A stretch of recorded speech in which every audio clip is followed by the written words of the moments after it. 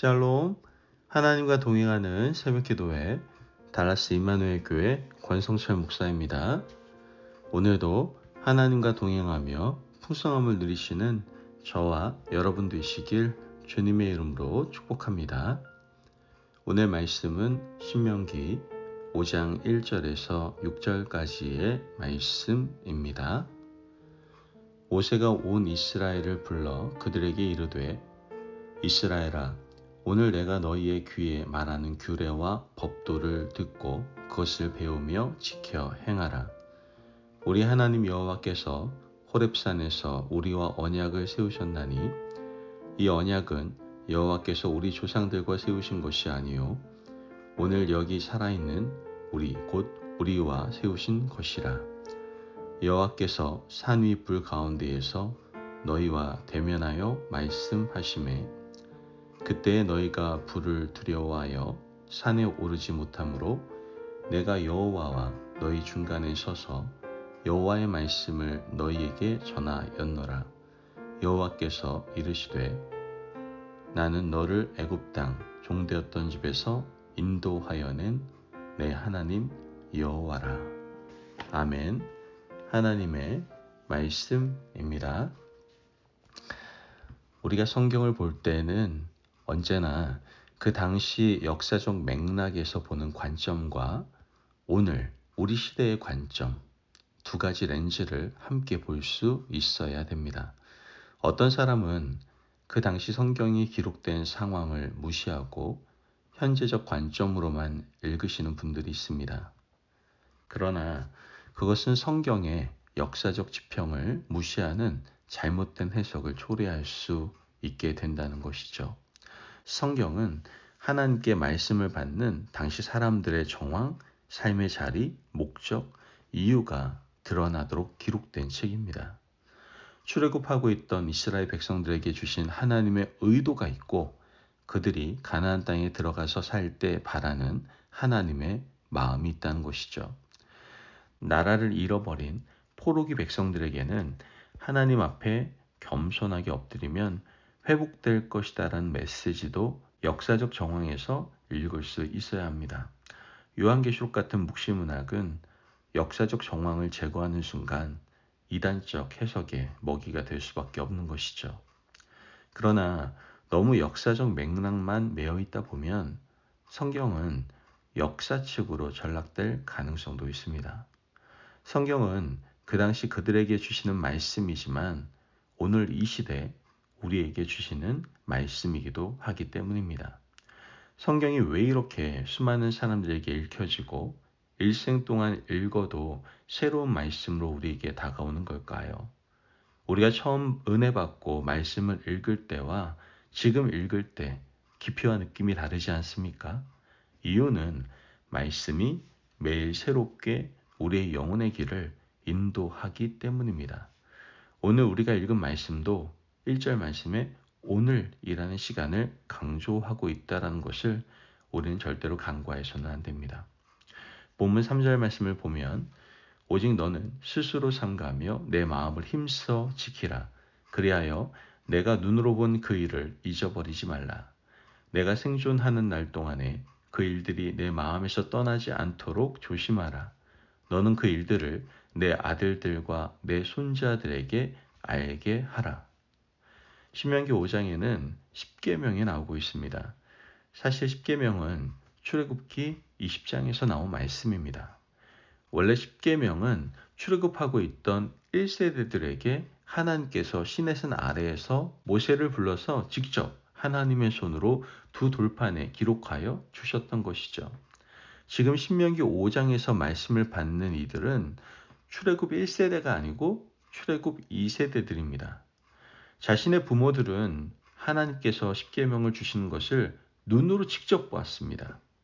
하나님의 영광이 가득한 구름 가운데에서 모세가 시내산에 올라갔고 모세가 내려오니 더딤을 보고 금송아지를 만들어서 뛰며 경배했고 모세가 내려와서 하나님이 주신 10계명의 두 돌판을 깨뜨려 버리고 그 돌을 다 같이 갈아서 마시게 하지 않습니까?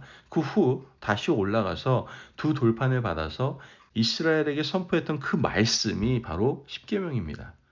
이와 같이 출애굽 1세대들은 십계명을 하나님께서 주시는 것을 직접 눈으로 보았습니다. 하지만 출애굽 2세대 사람들은 귀로 듣기만 했지 눈으로 본 사람은 아무도 없었던 것이죠.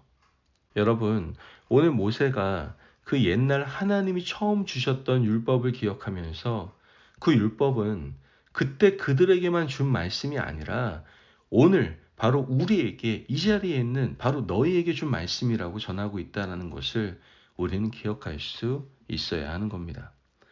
여러분, 말씀을 과거에만 묶어두면 화석화가 되어버립니다.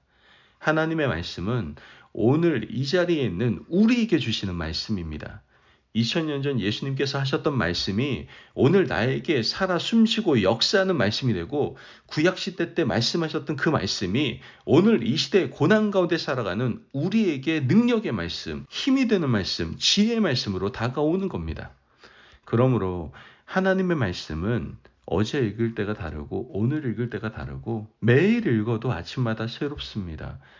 하나님의 말씀은 오늘 우리에게 주신 말씀이라는 사실을 기억하시고 오늘 우리에게 주시는 그 말씀을 다시 붙잡고 새롭게 살아가실 수 있는 저와 여러분이 되시기를 바랍니다. 아멘. 또한 신명기 5장 31절 말씀을 보면 내 하나님 여호와는 자비하신 하나님이시라. 그가 너를 버리지 아니하시며 너를 멸하지 아니하시며 내 조상들에게 맹세하신 언약을 잊지 아니하시리라. 하나님의 말씀은 머물러 있는 말씀이 아니라 가르치고 전수하고 전승되어야 될 말씀입니다. 하나님의 말씀이 오늘 나에게만 주어지는 말씀이 아니라 그 말씀을 받았으면 함께 있는 공동체, 그 다음 세대들에게 가르치고 지키고 행하게 해야 할 말씀이라는 것을 우리에게 교훈을 해주고 있는 것이죠. 여러분, 함께 살아가는 영적 공동체의 기능 가운데 말씀 전수가 가장 중요합니다. 교회 공동체도 하나님의 말씀을 가르치고 지키게 하는 것이 가장 큰 목적이고, 가정 공동체도 하나님의 말씀이 가르쳐지고 전승되어야 하는 것이 가장 큰 목적이 되어야 합니다. 이스라엘 공동체는 가정에서 항상 하나님의 말씀을 외우게 했고, 손목에 달아서 외우게 했으며 미간에 붙여서 외우게 했고, 집을 드나들 때마다 집 문지방에 붙여서 외우도록 했습니다. 하나님의 말씀이 가정에서 전수되는 것은 가정의 가장 기초적인 의미이고, 교회에서 전승되는 것은 예수님 시대 때에도 회당에서의 가장 큰 목적이었다라는 것이죠. 여러분, 오늘 우리 교회 공동체에서 하나님의 말씀이 전해지고 있습니까? 하나님의 말씀이 풍성하게 전승되고 있습니까? 가정은 경제생활을 영위하고 먹고 누리고 쉬는 것만이 가정의 기능이 아닙니다. 하나님의 말씀이 전승되고 회자되고 묵상되어야 되는 것이 바로 가정의 중요한 기능임을 우리는 기억할 수 있어야 됩니다. 오늘 우리 가정, 우리 교회, 우리가 함께하는 이 공동체가 하나님의 말씀을 붙들고 전승하는 공동체가 되기를 간절히 바랍니다. 그러므로 오늘 주신 이 말씀을 잘 기억하시고 화석된 말씀이 아니라 오늘 우리에게 주신 말씀임을 붙들고 기억하고 흘려보내는 하나님의 사람들이 되시기를 주님의 이름으로 축복합니다. 아멘. 기도하겠습니다. 사랑이 많으신 하나님 감사합니다. 오늘도 우리에게 귀한 말씀의 은혜 허락하심을 감사합니다.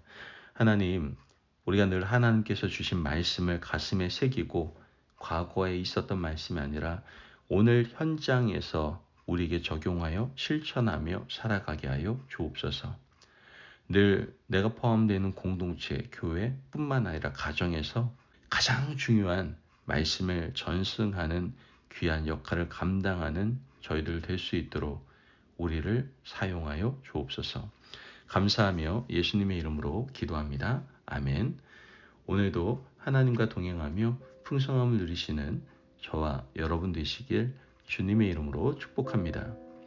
여러분, 살아있는 말씀이 우리 인생에서 나타나고 가정과 일터에서 숨쉬는 인격이 될 수 있도록 하나님, 저를 사용해 달라고 기도하고 그 말씀에 순종하는 귀한 하루 되시길 바랍니다. 말씀 안에서 승리하십시오.